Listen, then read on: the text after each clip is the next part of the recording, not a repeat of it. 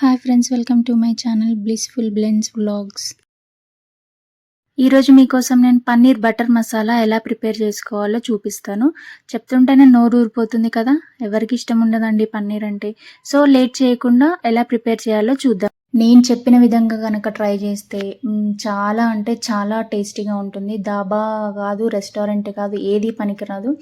2 పెద్ద ఉల్లిపాయలు, 3 పెద్దవి టమాటోలు సన్న ముక్కలుగా కట్ చేసుకొని అండ్ 4, 5 కాజు వేసుకొని మెత్తగా గ్రైండ్ చేసి పక్కన పెట్టేద్దాం దీన్ని.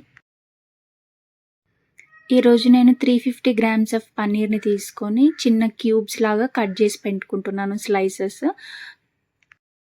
ముక్కలుగా కట్ చేసుకున్న పన్నీర్ని ఒక గిన్నెలో వేసుకొని ఉప్పు, కారం, కాస్త పసుపు వేసి షేక్ చేసి ఉప్పు కారం పట్టనిచ్చి పక్కన పెడదాము. స్టవ్ ఆన్ చేసుకొని ప్యాన్ పెట్టుకొని ఆయిల్ కానీ నెయ్యి కానీ వేసుకొని ఇందాక ఉప్పు కారం కలిపిన పన్నీర్ వేసుకొని కాస్త గోల్డెన్ కలర్ వచ్చేలాగా ఫ్రై చేసుకోవాలి. ఇలా ఫ్రై చేసుకుంటే పచ్చివాసన పోయి కర్రీలో, గ్రేవీలో వేసినప్పుడు చాలా రుచిగా ఉంటుందన్నమాట.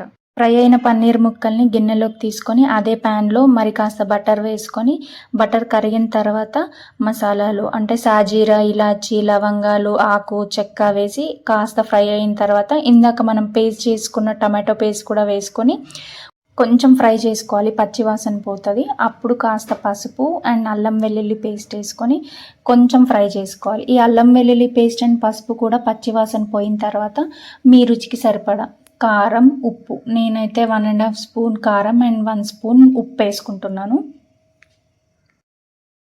1 టేబుల్ స్పూన్ కొబ్బరి అండ్ ధనియాల పొడి వేసుకొని ఒక 2 మినిట్స్ ఫ్రై అయిన తర్వాత మన గ్రేవీకి కావాల్సిన వాటర్ పోసుకోవాలి. కొంచెం గ్రేవీ కన్సిస్టెన్సీ వచ్చిన తర్వాత ఇందాక మనం ఫ్రై చేసుకున్న పన్నీర్ ముక్కల్ని తీసుకొచ్చి ఈ గ్రేవీలో వేసుకోవాలి. కసూరి మెతి మీకు ఆప్షనల్ అండి, మీకు కావాలంటే వేసుకోవచ్చు, లేదంటే లేదు. కొంచెం ఎక్స్ట్రా ఫ్లేవర్ ఇస్తుంది అంతే. నేను కసూరి మెతి కొంచెం వేసుకున్నాను. ఇప్పుడు మూత పెట్టి ఇంకో 2 మినిట్స్ దీన్ని మగ్గనిద్దాము. ఇప్పుడు 1/2 టేబుల్ స్పూన్ ఆఫ్ షుగర్ వేసుకోవచ్చు.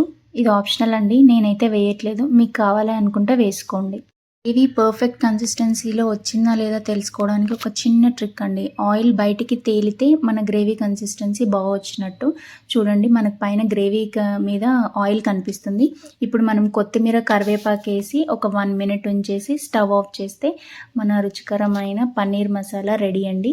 ఇప్పుడు పైన బటర్ వేసేసి ఇంకొక 1 మినిట్ ఉంచేసి ఇలా కలిపేసుకుంటే సరిపోతుంది. చూడండి, చూస్తుంటేనే నోరు ఊరిపోతుంది. చాలా అంటే చాలా యమ్మీగా ఉంది. ఆ గ్రేవీలో పన్నీర్ ముక్కలు ఎంత బాగా ఫ్రై అయ్యాయో చూడండి. ఈజీగా ఇంట్లో మీరే ఇలా చక్కగా చేసుకొని చపాతీలోకి కానీ, అన్నంలోకి కానీ, బిర్యానీలోకి కానీ దేనికైనా సెట్ అవుతుంది. నేను చెప్పినట్టుగా కనుక ట్రై చేస్తే ఖచ్చితంగా రెస్టారెంట్ స్టైల్లో మీకు వచ్చేసినట్టే కర్రీ. నా ఈ వీడియోస్ కనుక మీకు నచ్చినట్టయితే please like, share and subscribe to my channel.